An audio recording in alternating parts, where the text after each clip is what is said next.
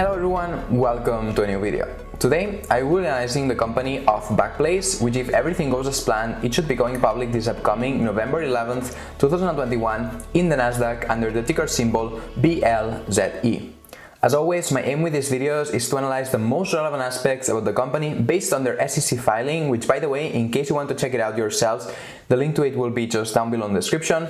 And afterwards, if you find the company interesting, you can go and you should go and do your own due diligence on it. With that said though, and before I go with the analysis, let me quickly give you a short overview of the main topics in today's video. First, I will start with a general introduction to the company and we'll also look at some key metrics. Then we will move into the industry and competitors, followed as always by the financials, and we will compare the financials of Backblaze with those of two other competitors, which will be Dropbox and DigitalOcean, followed by the IPO price and valuation, and we will again compare these to the two competitors. And finally, as always, I will be giving my personal opinion on the company and also my future plans with it. With that said though, and after I remind you that if you enjoyed the video, it would be really super awesome if you could give it a like, and please also consider subscribing to the channel if you want to see more IPO related videos. But with that said, let's go for it. Backblaze was founded in 2007 and provides services to store, use, and protect data. Their value proposition is really on trying to simplify things, moving away from the complexity that there is in the competitors, which we will see later on. On products, they mainly have two different offerings. One is of cloud storage, so basically to store documents in the cloud, as the name already suggests, so files, whatever. And the pricing of that, as you can see in the screen, is of $0.005 per gigabyte and per month, which is interesting because they haven't increased this price in the past 5 years. The second service they provide, and the one that generates the most revenue out of the two, is on computer backup. This is a SaaS, so a software as a service, and essentially when you have this software within a computer, it keeps running on the background while you are working and creating documents and so on, and then it backs up all the different files that are created, so very simple. On this one, the pricing works as a subscription and is paid monthly or yearly or biannually for each computer. On this one, there were two different increases in price, one in February of 2019 and the other one in July of 2021, and the company says that none of these increases had a material impact in terms of customer retention.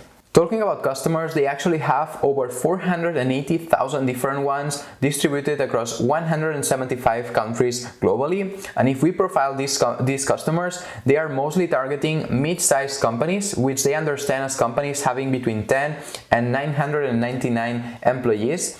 And they do so with their value proposition, which, as we already said, is to try to simplify things at a very competitive price. So some of its competitors, like we will see later on, of Azure or Google and so on, they can offer more complex services, but most of the times mid-sized companies just want something that works and that is simple and of course price competitive, as we just said. Moreover, the customer diversification is very good because none of the customers represent more than 1% of the total revenues. Continuing, we see that the net revenue retention rate has been ranging between 110 and 116%, which are all good because it means that existing customers basically every year are spending more. And then on customer retention, we see that it is at 90% and has been at this level since 2019. And moving to the annual revenue per user, we also see a positive trend as every quarter users are spending more. Now comparing briefly the two different lines of businesses, although we will go more in depth of course when discussing the financials, we see that the computer backup software generated in 2020 around 70% of the total revenue and the cloud storage the remaining 30%. Of this, I would like to center on two metrics. First, the net revenue retention rate, as you can see, is much higher for cloud storage than for computer backup, which should not come as a surprise because from the revenues data, we see that it has also been growing more than the other one. And then on annual revenue per user, we also see that the cloud storage business is bringing in on average $326, while the computer backup only $99. To support all of the revenue numbers that they report and the over 500 billion different files that are in the cloud and that need to be available for their customers, they have an infrastructure of almost 200,000 hard drives distributed across 5 different data centers. Additionally, on distribution of the services, they not only use directly their website where consumers or customers can just buy the products themselves, but also they partner with other companies working also in the cloud space but doing different things in order to offer more complete packages, like kind of integrating the two services. And these companies that they work with include Cloudflare, Fastly, or Equinix Metal, among others. Finally, before moving into the industry and the competitors, it is also worth mentioning that the company has a blog where they post all sorts of articles and other things regarding cloud storage and computer backup. And in 2020, this blog had 3 million readers, which they believe that it's also a way for them to acquire new customers. I also checked, and more or less they publish between 3 and 5 posts per week. On the industry, they serve both the public cloud infrastructure as a service storage market and the data protection as a service market. According to forecasts from the International Data Corporation, so IDC, the worldwide market for public cloud infrastructure as a service storage is $27.6 billion in 2020 and is expected to grow to $91 billion in 2025.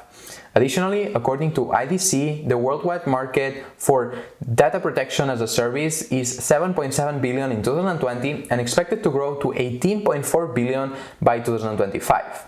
And based on our analysis, so the analysis of the company in IDC data, they believe that the Backblaze opportunity in the mid-market, so basically for mid-sized companies, as we mentioned before, for public cloud infrastructure as a service is expected to grow to $54.6 billion by 2025, representing a compound annual growth rate of 27%, and for data protection as a service to $11 billion by 2025, representing a compound annual growth rate of 19%.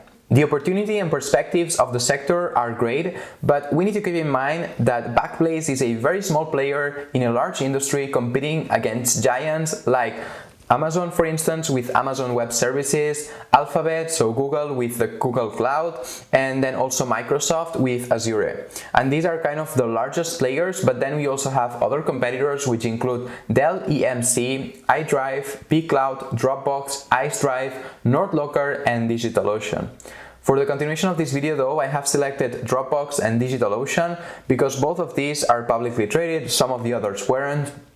And Dropbox offers somehow similar services, and DigitalOcean actually it offers many other services within the cloud, but they are also competing a bit in cloud storage, And then I did not compare it with Amazon, Microsoft, or Google because, as you know, they are super large companies that are very fragmented because they have many different lines of businesses, so it would be very hard to compare just the sections in which they are competing directly with Backblaze.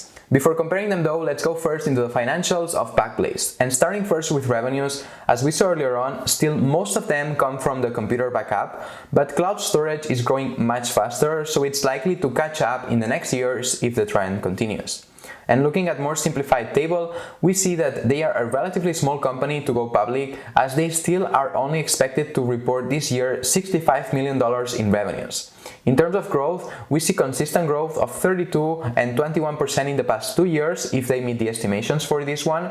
Going to the bottom line, we see that they have positive EBITDA with margins that seem to be on a downtrend, which is not especially good, going from 28% in 2019 to 9% expected this year. On net incomes, they have been reporting losses, and these have been following the same trend as the EBITDA margins for obvious reasons. And I must say that this trend, I don't really like it because losses are growing at a higher pace than revenues, which is not a good sign. It's a sign that maybe they are not able to compete as effectively as they were able to in the past. So maybe they are just keeping the same prices to be able to stay competitive and attract more customers, but their costs are increasing, which ends up leaving them with lower margins. Again though, I'm just speculating. I would have to do more research to be able to confirm this hypothesis. Finally, the balance sheet as of June 30th looked very bad with a debt ratio of 114.89%, meaning that they had more debt than assets. The good news is that they expect to have net proceeds from the offering of between $89.5 million and $103.4 million if the underwriters exercise options to purchase additional shares, based of course all of these on the midpoint proposed. And this means that the debt ratio after the offering, talking about the low end of the proceeds, should be of 42.19%, which is already a very conservative amount. Additionally, as we saw, the losses are very low each year, so unless now they start having massive losses, which I don't expect, hopefully, this much cash should last for several years and help sustain growth. Comparing the financials of Backblaze to the two competitors, we see that on revenue growth, Backblaze has been doing better, but that is also understandable as the company is much smaller, and the three companies are not profitable, although Backblaze seems to be the one farther away from profitability. On the IPO price and valuation, based on the information available at the moment of preparing this video, it is expected to range between $15 and $17 per share. On shares outstanding, after the offering there will be two different types, Class A and Class B. Class A will be entitled to 1 vote per share and Class B to 10 votes per share. In terms of economic interest, both shares will hold the same amount.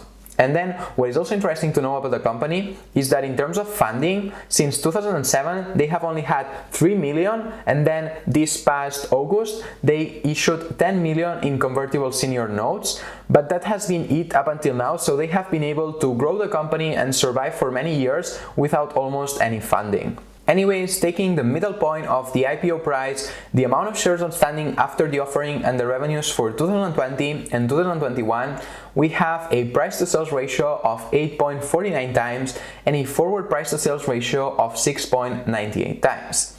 And if we compare this to the two competitors, we see that Dropbox is trading cheaper at 5.79 times and DigitalOcean at 34.59 times. Personally, and given the sector it is in and the future perspectives of it, I don't think that the valuation is crazy expensive, and I see it as a better deal than Dropbox, for instance, that has growth slowing down. And then DigitalOcean has been reporting very good numbers so far this year, and that's why the price to sales ratio is so high. In light of everything mentioned in this video, what are my thoughts on Backblaze and will I be investing in its IPO? As I already said, for the good perspectives of the business itself and the industry, I don't think that the valuation is crazy expensive. However, I do have some concerns which I already addressed previously, but I want to emphasize here, which is regarding competition and their ability to stay competitive. Because as we saw, they are facing huge competition from big players such as Amazon, Google, or Microsoft. And yes, I know that they are targeting mostly mid-sized companies and maybe offering more of a simple service, but my worry is not so much on being able to grow the revenue, so the top line, because I think that this should be relatively easy considering the good perspectives of the sector overall, but more on the bottom line, because this is what will show us if they are able to compete effectively against giants like the ones we mentioned before. Because as I said previously, maybe they keep the same pricing to be able to stay competitive relative to these other competitors, but then the costs are the same or even higher, which ends up leaving them with lower and lower and lower margins, which would be a trend that I would not like to see. Again, this is just a speculation. I would have to dive deep much more into the business and the company and all of the competitors and the pricing structures and everything, but it's just something to keep in mind. Despite this, I would probably consider buying shares of the company if they would fall to around $13 to $14 per share, because I feel like at that point I would have enough margin of safety. And of course, what I just mentioned now, it was looking at a very bad scenario and the worst case that could happen. But of course, if they are able to continue executing like they have been in the past, growing the top line and reducing the losses every year more and more, I see a lot of upside potential for this company. As we said, it is only reporting 65 million in revenue, and the market opportunity, or the TAM, in what they do for mid-sized companies is of $65.6 billion combined between the two segments that they are in.